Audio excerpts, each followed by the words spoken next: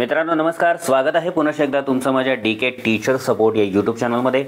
मित्रांनो, महावाचनोत्सव 2024-25 हा उपक्रम आपल्या शाळेमध्ये राबवायचा आहे। ही एक स्पर्धा आहे। आपल्या शाळेतील 3 ते 5, 6 ते 8 आणि 9 ते 12 अशा 3 गटामध्ये ही स्पर्धा घ्यायची आहे। आणि या स्पर्धेसाठी तुमच्या विद्यार्थ्यांनी वाचन केलेल्या पुस्तकाचं समरी किंवा सारांश तुम्हाला त्या वेबसाईटवर अपलोड करायचा आहे। आणि तसे नंबर तुमच्या केंद्रातून तालुक्यातून जिल्ह्यातून राज्यात तुमच्या विद्यार्थ्यांचे नंबर पुढे जाणार आहेत आणि त्यासाठी त्यांना बक्षिसे मिळणार आहेत आणि सहभागी सगळ्या विद्यार्थ्यांना प्रमाणपत्र सुद्धा मिळणार आहे। तर मित्रांनो, या उपक्रमासाठी आपल्या शाळेचं रजिस्ट्रेशन कसं करावं हा मी तुम्हाला व्हिडिओ 7 दिवसापूर्वी दिला होता। जवळपास 2000 लोकांनी तो व्हिडिओ पाहिला आहे। तुम्ही पाहिला नसेल तर नक्की पहा, लिंक खाली डिस्क्रिप्शनमध्ये आहे। पण आता दुसरा एक प्रॉब्लेम आता असा आपल्याला सतावतोय की रजिस्ट्रेशन केल्यानंतर त्या परत तिथे लॉग इन करताना आपल्याला लॉग इन होत नाही। मग बऱ्याच जणांनी विचारलं की पासवर्ड कसा रिसेट करावा वगैरे। तर त्याचा पासवर्ड ही रिसेट करता येत नाही, कारण तो पासवर्ड फॉरगॅट होत नाही किंवा विसरला जात नाही। फक्त लॉग इन करताना आपल्याला ज्या प्रॉब्लेम किंवा ज्या चुका होतात त्या आपण आज पाहणार आहोत।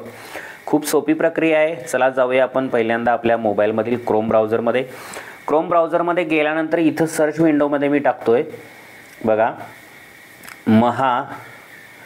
महावाचनोत्सव 2024 इथं बघा आलेला आहे। इथे तुम्ही बघू शकता। तर या सर्चवर मी क्लिक करतो।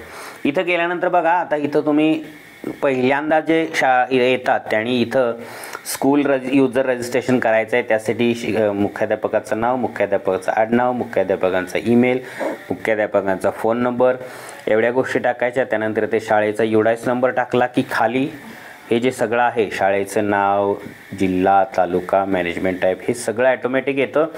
आणि त्यानंतर या वेबसाईटसाठी तुम्ही एक पासवर्ड तयार करायचा आहे। इथं पहिला 3 ते 12चा पद टाकायचा आहे। त्यानंतर एक पासवर्ड तुम्ही स्वतः बनवायचा आहे, तो इथं एकदा टाकायचा आणि इथं कन्फर्म एकदा टाकून सबमिटवर क्लिक केलं की तुमच्या शाळेचं रजिस्ट्रेशन पूर्ण होतं। ही प्रक्रिया मी ती मागच्या व्हिडिओमध्ये दाखवली आहे। आता रजिस्ट्रेशन झाल्यानंतर तुम्हाला लॉग इन करण्यासाठी इथं जावं लागतं, युजर लॉग इन। इथं गेल्यानंतर बऱ्याच वेळा तुम्हाला लॉग इन होत नाही, पासवर्ड चुकलेला आहे असं वगैरे मेसेज येतो। तर त्यासाठी काय करायचं बघा, आपण जाऊया या ठिकाणी, युजर लॉग इनच्या या ठिकाणी जाऊया। बघा मी इथं क्लिक करतो। इथं क्लिक केल्यानंतर बघा, आता इथं तुम्हाला पहिल्यांदा इथं जो UDIS दिसतोय, इथं पहिल्यांदाच तुम्हाला इथं तुमची ईमेल ID आलेली दिसेल बघा। तुम्हाला मी तुम्हाला त्यासाठी हे दाखवतो। या पद्धतीनं तुम्हाला इथं आलेलं दिसतं बघा। तुम्ही ज्या ईमेलने, तुमच्या मुख्याध्यापकांचा ईमेल आहे तो इथं आलेला दिसतो। त्यानंतर युजर नेम ईमेल इथं ब्लँक दिसतं आणि पासवर्ड जो तुम्हाला माहिती आहे तो तुम्ही टाकता, पण लॉग इन होत नाही। बघा मी इथं टाकून बघतो पासवर्ड, बघा इथं तो पासवर्ड केला होता। आता लॉग इन बटन दिसत नाही, स्ट्रॉंग हा शब्द दिसतो, म्हणून थोडं खाली क्लिक करायचं। तर बघा आता लॉग इन बटन आलं। आता तुम्ही जी ईमेल भरलेली ती ॲटोमॅटिक आली होती, पासवर्ड तुम्ही टाकला आणि जेव्हा तुम्ही लॉग इनवर क्लिक करता तेव्हा काय होतं बघा, हे बघा, log in failed, please check your credentials, असा मेसेज तुम्हाला नेहमी येत असतो। आता इथं प्रॉब्लेम तुम्हाला काय होतोय तो नक्की लक्षात येत नाही, कारण तुम्ही म्हणता की मी भरलेला ईमेल इथं ॲटोमॅटिक आलेला आहे, इथं बरोबर आलेला आहे आणि पासवर्डही माझा बरोबर आहे, मग लॉग इन का होत नाही? तर इथं बघा, आपण हे नाव वाचायला चुकतोय। इथं काय UDIS नंबर असं नाव असतं आणि आपण टाकतोय काय, तिथं आलेला असतो काय ईमेल, आणि तो न घालवता आपण काय करत असतो, आपण डायरेक्ट खाली पासवर्ड टाकून लॉग इन। पण इथं हे तुम्ही क्लिक करून काय करायला लागतं, इथं UDIS नंबर तुमचा टाकायला लागतो शाळेचा। बघा आता इथं मी UDIS नंबर टाकतो शाळेचा आणि मग आपलं कसं लॉग इन होईल बघा। ओके, आता UDIS नंबर मी टाकला। आता जो पासवर्ड आहे तो माहिती होता मी केलेला तो टाकला।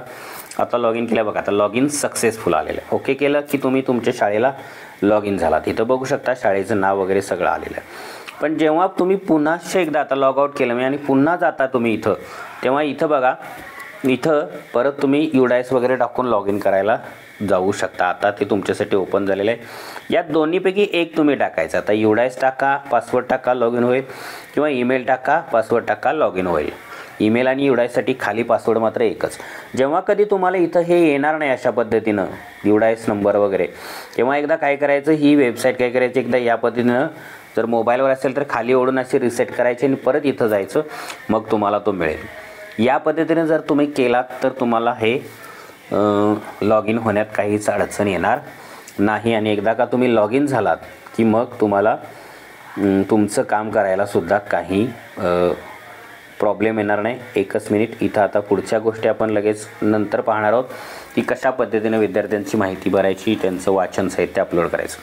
तर सुरुवातीला आज आपण पाहिलं की पासवर्ड किंवा लॉग इन करत असताना येणारा जो प्रॉब्लेम आहे तो कसा सॉल्व करायचा. तर हा व्हिडिओ पाहून तुम्ही ते करू शकता. माहिती कशी वाटली मला नक्की खाली कमेंटमध्ये लिहून कळवा. जास्तीत जास्त लाईक शेअर करा आणि अजूनही सबस्क्राईब केलं नसेल तर या चॅनलला सबस्क्राईब करा. भेटूया पुढच्या व्हिडिओमध्ये. तोपर्यंत take care and good bye.